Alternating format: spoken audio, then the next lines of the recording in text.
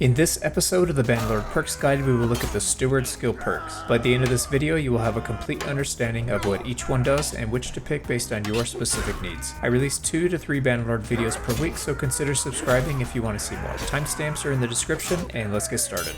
Frugal.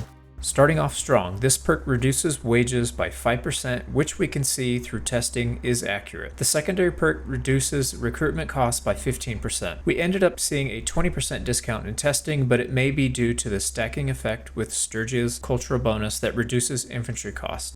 Spartan.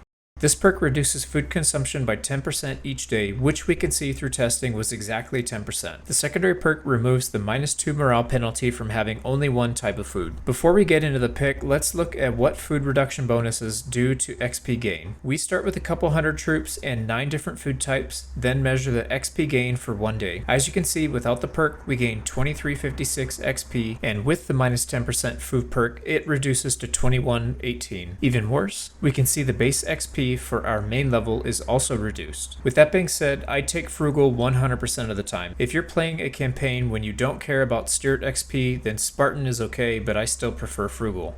Drill Sergeant. With this perk, each of our troops will gain 2 XP per day passively. Starting with 100 troops with 0 XP and waiting one day, we can see 200 XP gained in total with the perk. The Governor perk reduces garrison wages by 5%, which can be stacked with other wage perks as well. 7 Veterans. Similar to the previous perk, this one gives tier 4 and higher troops 4 XP per day. Starting again with 100 tier 4 troops, we see 400 XP gained after waiting one day. The Governor perk increases militia production by +1 per day, which is an amazing bonus for a level 50 perk. For the main, Drill Sergeant is my preference since raising up lower tier troops is always a challenge in the late game. 7 Veterans is still a good pick though. For Governor, Drill Sergeant is good when stacking other wage reduction perks. Otherwise, take 7 Veterans as the +1 militia is huge. Stiff Upper Lip. More food reduction perks. Sweet. This one reduces food consumption while in an army by 10%, which we can see from the testing is exactly 10. Be aware, the hit to Steward XP does stack, so taking this and Spartan at level 25 will reduce your Steward XP gain overall by 20%. The secondary perk reduces castle garrison wages by 20%, which is massive. Sweatshops. This perk is tagged as personal and increases workshop production by 20%. The setup for this test was to buy 7 wool weaveries in Khuzait lands and let them run for a full year with and without the perk. With the perk, ended up being 21.4% more, which is a huge increase. Since the perk is tagged personal, be sure to put enough points into Steward for your main character, as a companion taking this perk will not work. The secondary perk increases siege engine build speed by 20%. For this test, we build 1 of each siege engine and measure the time to completion with and without the perk. Taking the perk decreases the build time by 12%, which is almost half of the advertised 20%. For the same reasons described for level 25, I can't recommend taking Stiff Upper Lip for a main pick, making Sweatshops the choice. For governors, Stiff Upper Lip is the only option and is a must-have for castles. Efficient Campaigner. Taking this perk will increase the loot from raiding villages. We raided the same village twice in our test and stole nearly 65% more loot with the perk. The secondary perk decreases our troop wages by 25% while in an army. We can see in the testing a 25% decrease in wages. Be aware, this perk works with your own companion parties and other nobles, so it doesn't matter which one you're in. Paid in Promise. Taking this perk will reduce companion recruitment and monthly wages by 25%. We can see in the testing a 25% reduction when recruiting from the tavern. For the daily wages, we load up our party with 9 companions only and check the wages with and without, resulting in nearly 25% less with the perk. One caveat here, the only time you pay for companion wages is when they're in your party. Leaving them in town or as a governor, they will not have a daily wage cost. The secondary perk converts discarded armor into XP for our troops. This can be done in 2 ways, by not taking loot after a battle, or by directly discarding it from the inventory screen. The XP gain is determined by the tier level of the item, starting at 35 XP for a tier 0, and going all the way up to 300 XP for a tier 4 through tier 6 item. I don't recommend donating higher tier armor, as you're better off keeping it, selling it in a town, and then using that money to buy more low tier armors to donate. My preference here is Efficient Campaigner, as wage reduction perk stacking is so OP. Be aware, the first perk for both of these will only only work for the party leader, so having a companion quartermaster means they won't work for our main party. If you really need the armor donating XP, you can always have a companion get to level 100 Steward and temporarily switch quartermaster duty to them, donate the equipment, and then switch back to the main quartermaster.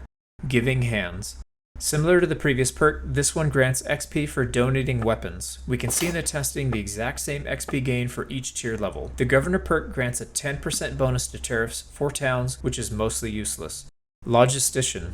This perk increases party morale by 4 when our mounts outnumber the number of non-cavalry troops. For the test, we had 100 troops and our main character without a horse, and the bonus turned on only when we had exactly 102 mounts or more. For the main, Giving Hands is my pick. Donating some battle loot can really help to level up low-level troops extremely quickly, or even deliberately buying equipment to donate to power level them. The only reason I would take Logistician is to raise morale high enough to get leadership XP, which starts at 75 morale and above. For governors, take Logistician 100% of the time as tariff income is garbage. Aid Corps. This perk reduces the wages of injured troops to 0. In testing, we had 99 tier 4 troops that were injured. Wages went from 792 without the perk to 0 with. The secondary perk increases village hearth growth by 20%, which is huge. Relocation.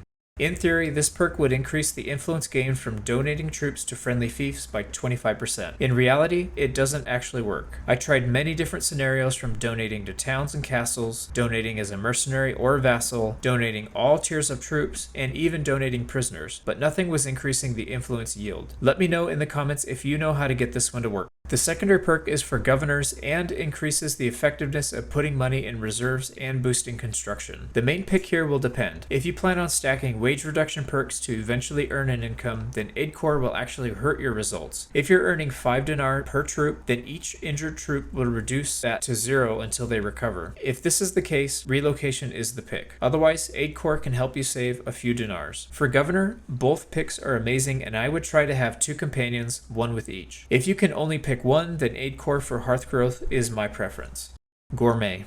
For each extra different food type we add to our inventory, we increase the party morale. This perk doubles that increase. We can see a +7 to morale from food variety without the perk and +14 with the Gourmet perk. The Governor perk reduces the food consumption of the garrison by 10% during a siege. Every 40 units will consume 1 unit of food per day, saving 0.1 food for every 40 troops we have.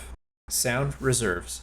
The first perk reduces unit upgrade cost by 10%. Without the perk, a tier 1 unit will go from 11 without the perk to 9 with. A tier 4 unit will upgrade for 75 without and 65 with. Once again, pairing this perk with the Sturgeon cultural bonus is compounding the benefit. The secondary perk decreases food consumption during sieges by 10%, which we see in the testing. Once again, this will reduce stewardship XP gain. If you're struggling with money, then Sound Reserves can help a bit. I generally take Gourmet as +14 morale is huge. Also, if Steward XP is a concern, then stay away from Sound Reserves. Gourmet is the only governor perk option. Contractors. One of my favorites. This perk reduces wages and upgrade costs for mercenaries by 25%. For the test, we took 100 mercenary cavalry and saw a 26.1 decrease in wages once the perk was active. The Governor perk increases town projects effectiveness by 10%, meaning if an orchard produces 18 food, it will actually produce an extra 1.8 on top of that. Forced labor. This perk enables prisoners to add inventory capacity as if they were normal troops. With 60 prisoners, we can see an increase of nearly 60% to our troop inventory capacity. The Governor perk increases construction speed by 10%. The main pick is Contractors, as it makes having mercenary units significantly cheaper to use. They can be recruited from any town and also make easy prisoner conversions. For Governor, both can be used, but I find Contractors to be much better in the long term, as it will boost all buildings by 10%. Arenicos' horses. Let's not waste any time here. All 4 of these perks are trash. We can see a 9.9% more troop capacity with the perk, which means we can carry an extra 20 grain for a level 225 perk. Sweet. The second perk reduces trade penalty for mounts, which we can see on the selling side is about 0.8% and on the buy side 0.78%. No further comment. Arenicos' Mules. This perk is marginally better as it increases pack animal inventory capacity by 20%. We see an extra 600 capacity in the testing, or 20% more. The secondary perk reduces trade penalty when trading pack animals, where we see a 0.46% better pricing for selling and 0.8% for buying. Here is all I have to say about these 2 perks. This is not okay. This This needs to stop now. This is cancer. Master of Planning.